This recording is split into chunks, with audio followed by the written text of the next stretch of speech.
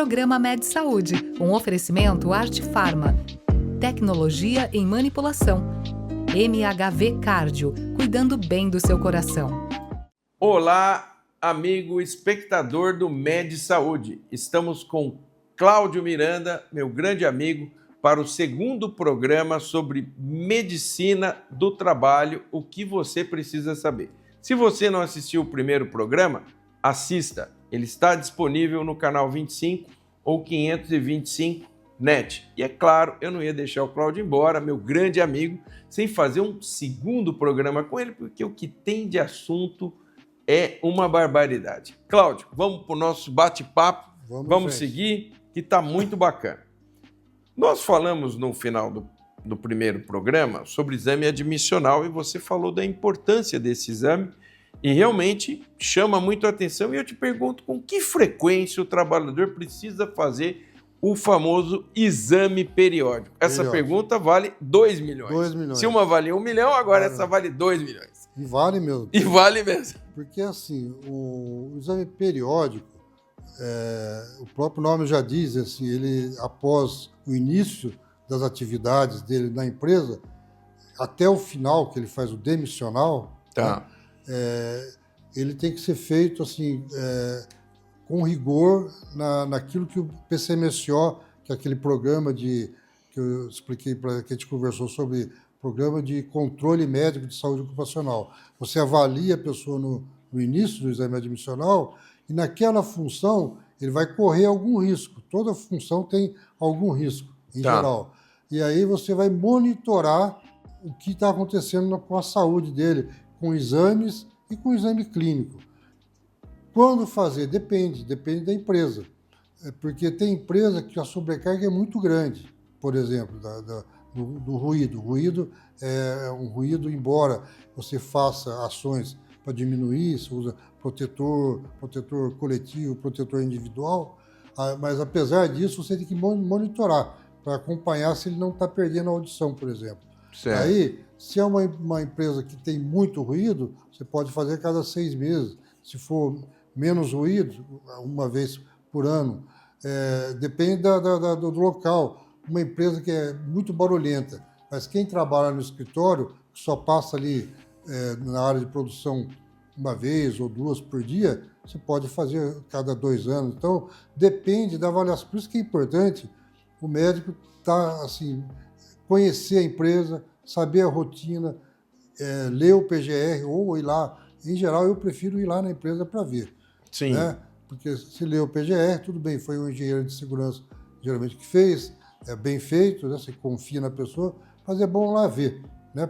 Às vezes tem algum detalhe que passa e ele vai fazer com a visão do engenheiro. Exato. A visão é diferente. Então, quando fazer o periódico? Depende da empresa, depende da atividade, depende do ambiente, depende do grau de risco, depende até do que está acontecendo. Se você tem uma pessoa que você percebeu que teve alguma alteração de um ano para o outro, você pode repetir o periódico dele depois de 6 meses para avaliar mais de perto. Então, é variável, mas a rotina é anual. Tá.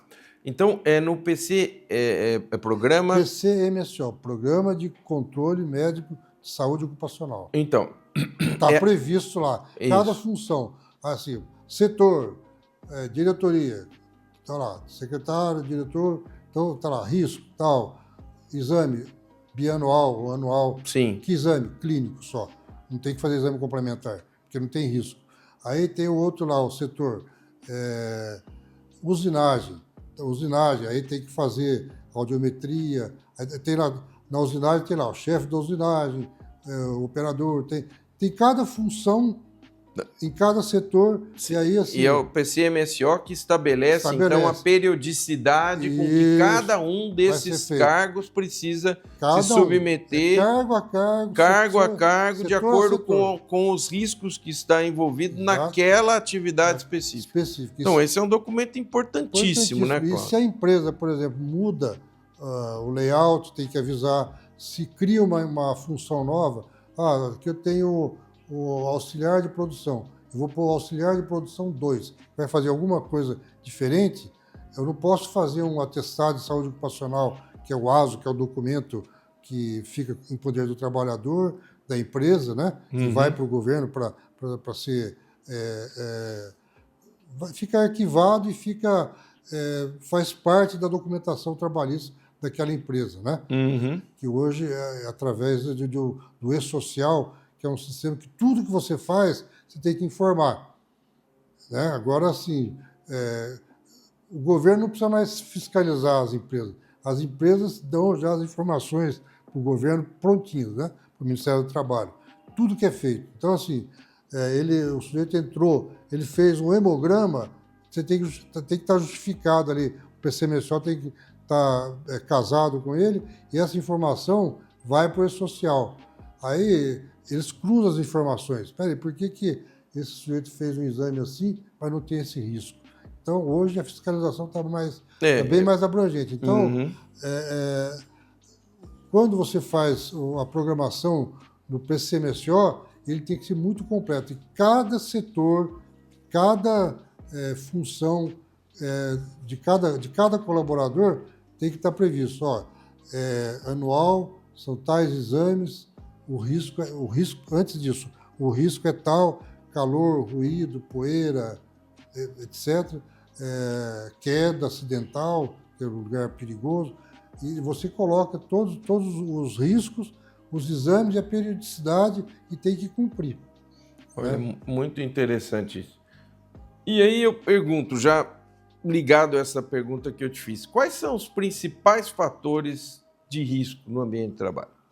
Os mais frequentes, né, ainda são os fatores osteomusculares, assim, as doenças osteomusculares, que a gente mais vê no dia a dia e que as estatísticas mostram uma incidência maior. Porque é aquela coisa dos SV, do se vira, né? Então, eu sou um operador de reta escavadeira. Você já viu uma reta escavadeira de perto? O sujeito tem que subir, é uma escada, assim, não é uma coisa simples, né? Então, uma outra função qualquer, sou vigia, né? Mas anda vigia de moto, então já tem um deslocamento com um veículo da empresa, né? Então, assim, os riscos dependem de cada função. Então, queda, calor, ruído, o ósseo muscular, que é o mais importante ainda, que é LER e DORT. LER, que é lesão por esforço repetitivo, e a DORT, que são as doenças ortopédicas relacionadas com o trabalho. Então, o sujeito que faz esforço com a coluna, com os ombros, ergue muito peso acima do ombro, pode ter ruptura de manguito, tem uma série de situações específicas para cada atividade, né? Então, na verdade, assim, hoje o que está chamando mais atenção é a questão psicossocial por causa da incidência, que é muito grande. Sim. Mas, assim, eu já vi médicos classificarem e juízes do trabalho aceitarem hipertensão como doença ocupacional, que, na verdade, a gente sabe que não é ocupacional, mas, às vezes, o descontrole da pressão tem a ver com o ambiente de trabalho. Então, sim, aí tem esse viés também. Então, basicamente, o que é importante a gente entender que o indivíduo pode ter alguma doença dele própria, que pode piorar no ambiente de trabalho, né? E sim, tem as lesões que são do trabalho mesmo, que é a pergunta sua, mais frequentes, ainda são as osteomusculares. Ok. E aí, nossa, essa aqui então vale muitos milhões. Como é que a medicina... 5 milhões. Isso aqui nós estamos subindo aqui, né? Vou sair rico daqui. Vai sair rico daqui. Como que a medicina do trabalho pode atuar na prevenção de acidentes? É tudo que nós conversamos até agora, exatamente, né? Ela vai criar um conjunto de normas e protocolos, exatamente, né, dentro da empresa para a atividade dos funcionários, né? Porque todo ambiente hostil, ambiente tóxico, ambiente mal resolvido ergonomicamente, ele leva a alguma lesão. ou uma sobrecarga física, emocional, sobrecarga de horas de trabalho também, de estafa, né? Então, se você não avaliar as condições do trabalhador quando ele entra na empresa, se você não avaliar bem o que está acontecendo com ele ao longo do tempo que ele está trabalhando naquela função, se ele está perdendo algum benefício da saúde dele que era boa, se ele está tendo algum prejuízo na saúde, se você não avaliar isso continuamente, você vai se deparar lá na frente com pessoas doentes, né? E o papel do médico foi perdido. O médico, o papel dele é proteger a saúde do trabalhador, né? Lógico, ele não é paternalista, ficar passando a mão na cabeça, né, de todo mundo, mas ele tem que olhar, ele tem que ter um olhar para o trabalhador diferente da empresa. Ao mesmo tempo, o médico, em geral, ele é funcionário da empresa. Então, como é que você administra esse, vamos dizer assim, entre aspas, esse conflito de interesses? É um conflito, às Porque, vezes. veja, você tem que, de alguma forma, admoestar a empresa. Muitas vezes você tem que dizer, olha, isso aqui não pode ser assim. Por outro lado, você é um funcionário da empresa. Como é que fica a gestão disso, né? Aquilo que o Dr. Volpe falou no início da nossa conversa, negociação. Você tem que negociar. Você tem que fazer um trabalho de convencimento, às vezes, da empresa, de convencimento do líder, e convencimento do trabalhador também. Ele não pode fazer daquele jeito. Você pensa que você vai numa empresa, está todo mundo com protetor auricular no meio do barulho, eles tiram, incomoda. Ele fica incomodado e tira. Prende aqui no pescoço, aí quando vem o técnico de segurança, eles põem o protetor, entendeu? Então, não é a empresa só, é o trabalhador, é o supervisor que também não vigia, entendeu? O supervisor que quer que faça as coisas rápido e negligencia um pouquinho a questão da segurança, às vezes acontece. Não estou falando que isso é regra, não era. Sim, sem dúvida. A regra é fazer as coisas direito, mas assim, no dia a dia, o que você vê é o... No mundo real, né? É o protocolo SV. Se vira, faz, tem que acontecer. Então, o protocolo SV. É o protocolo. É o protocolo mais aplicado. Brasileiro, foi inventado no Brasil. Foi inventado no Brasil. Mas, então, o papel do médico é fundamental. É fundamental. Tanto é que quando você vai, você percebe isso. Às vezes a gente tem que ter uma empresa nova que a gente vai fazer um contrato lá, por exemplo, para prestar assessoria. Você vai lá visitar. Você vê que os funcionários, quando vê que tinha um médico novo, todo mundo com protetor, todo mundo bonitinho, entendeu? Certo. Porque é o brasileiro, né? Assim, a gente faz isso mesmo, né? Não adianta falar que não é, porque a nossa cultura é essa mesmo. Então, esse tipo de cultura a gente tem que combater, tem que ser rigoroso. Porque às vezes é uma bobagemzinha, sabe?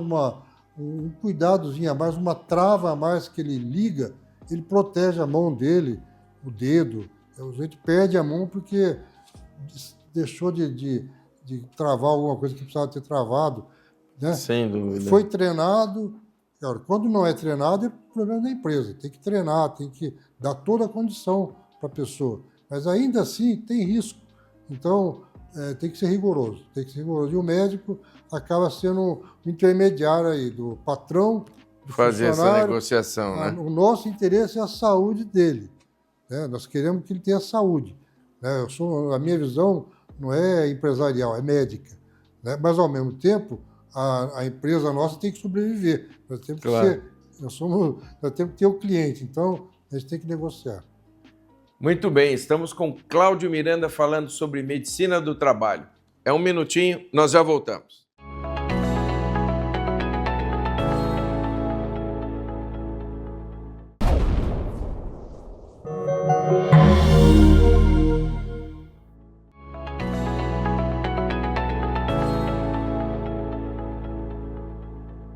Estamos de volta com Cláudio Miranda falando sobre medicina do trabalho.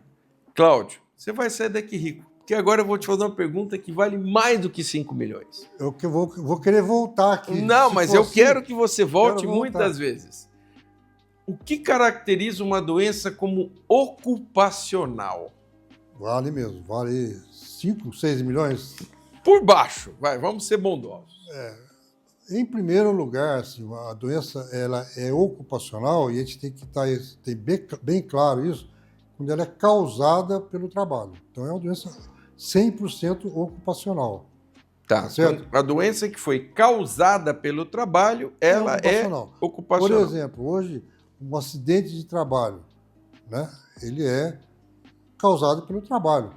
Né? Assim, a gente vai ter que analisar quais foram as circunstâncias, o que houve, por que aconteceu o acidente, quem foi negligente, se não foi negligência, se foi algum defeito que não foi previsto, mas foi causada pelo trabalho. Agora eu te pergunto, agora vou pôr uma pimenta aqui, porque você sabe que eu não consigo ficar quieto. Eu sei. O que é um acidente de trabalho e um acidente no trabalho?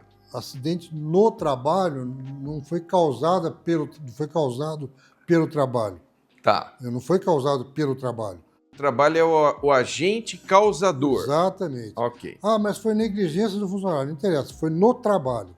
É doença do trabalho. Tá. Certo? Agora, foi erro do equipamento, defeito do equipamento, negligência do trabalhador, falta de orientação, falta de treinamento, não sei, mas foi no trabalho. Então é doença do trabalho, tá certo? Isso é uma coisa.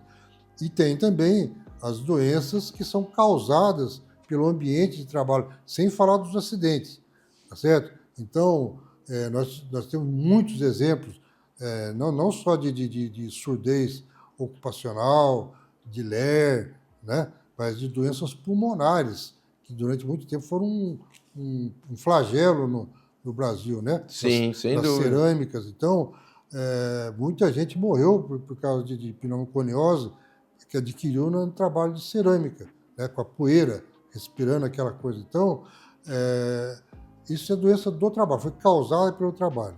Isso não tem dúvida. Agora, também é considerada doença do trabalho uma doença que você tem e que piorou com o trabalho, por causa do trabalho. Tá. Aí Ele foi um fator agravante de algo que você já tinha. E aí, como que isso é classificado? Como uma concausa, não é causa. Quando a causa é o trabalho, então é uma doença causada pelo trabalho, é doença 100% ocupacional.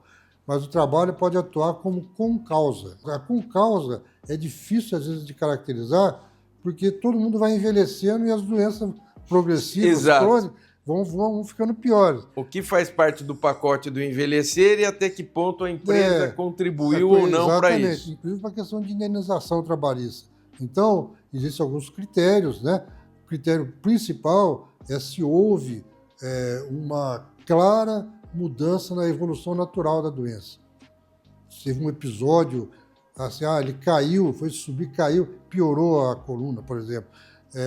Ou teve algum tipo de evento, mudou de seção, foi para um lugar mais barulhento.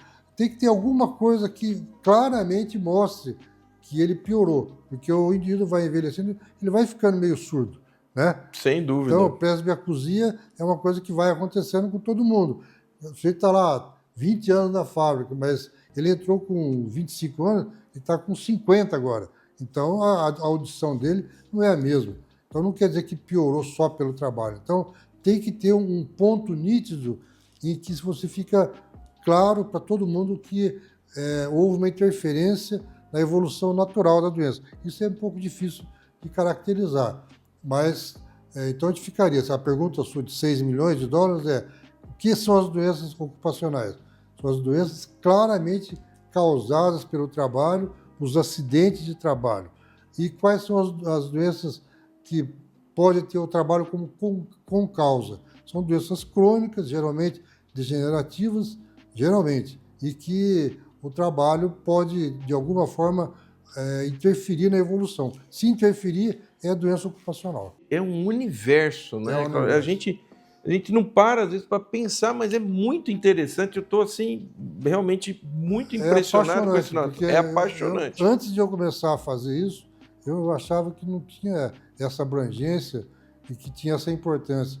Mas, assim, como todo mundo trabalha, e passamos a maior parte do tempo da vida trabalhando, as doenças do trabalho são importantíssimas. Não tenha dúvida. Eu faço agora uma pergunta. Essa aqui, então, putz, isso aqui vale uns 10 milhões. 10 milhões. Fácil. Eu vou voltar Eu estou subindo o sarrafo aqui, você está vendo, né? Eu vou voltar duas vezes aqui. Quais são os principais sinais de burnout? Tá. Quais são os principais sinais de burnout? E como o médico do trabalho pode ajudar? Essa questão do burnout está entrando aí agora nessa nova abordagem que o Ministério do Trabalho agora determinou que a partir de abril desse ano, as empresas conseguiram, assim, estão negociando, muitas delas, com o ministro do Trabalho, para adiar um pouquinho a multa, mas já vai começar a ser cobrado assim, que se façam ações para identificar os riscos psicossociais e combater. Porque burnout entra nos riscos psicossociais. Como eu falei, tem o risco físico, ruído, calor e outros, tem o risco químico, tem vários riscos, né? Risco ergonômico. E agora o risco psicossocial está sendo muito abordado e com fiscalização importante. E isso vai trazer muita ação trabalhista, porque fala do ambiente de trabalho, do ambiente tóxico, do assédio moral, do assédio sexual, né? Da sobrecarga de cobrança, né? Do tratamento pouco civilizado, aquela coisa de apelido e tal, humilhar as pessoas, né? Coisas que podem Isso causar aí, um constrangimento, exatamente. né? Então, tudo isso aí tem que ser muito bem abordado, tem que ser... A gente vai ter que ter muito treinamento, vai ter que ter muita mudança de atitude, porque isso tem contribuído para afastamento, para aposentadorias, para doenças psiquiátricas, inclusive depressão, né, síndrome do pânico e o burnout. O burnout, eu vou contar para você um caso, que eu gosto de ilustrar as coisas. Eu atendi um diretor de uma empresa, não era uma empresa pequena, uma empresa média para grande, que estava sobrecarregado. Era o diretor da empresa. Ele era muito cobrado, porque a empresa é multinacional e ele era muito cobrado. E ele me procurou. Assim, ele chegava na empresa para trabalhar, parava o carro na frente e começava a chorar. Não conseguia entrar dentro da empresa. O nível de estresse, de cansaço e de extremo esgotamento. Burnout a gente pode resumir em 2 palavras. Extremo esgotamento. A pessoa está esgotada. Ela não tem força mais para trabalhar, entendeu? Ela tem que parar, ela tem que se tratar. Esse senhor, ele chegava na porta, durante uns 15 dias, chegava na porta da empresa, não conseguia entrar e ir embora. Só de imaginar o que ele ia passar lá dentro. Então, que loucura, hein? Está fazendo tratamento psiquiátrico, tudo. Então, como que o médico do trabalho pode atuar?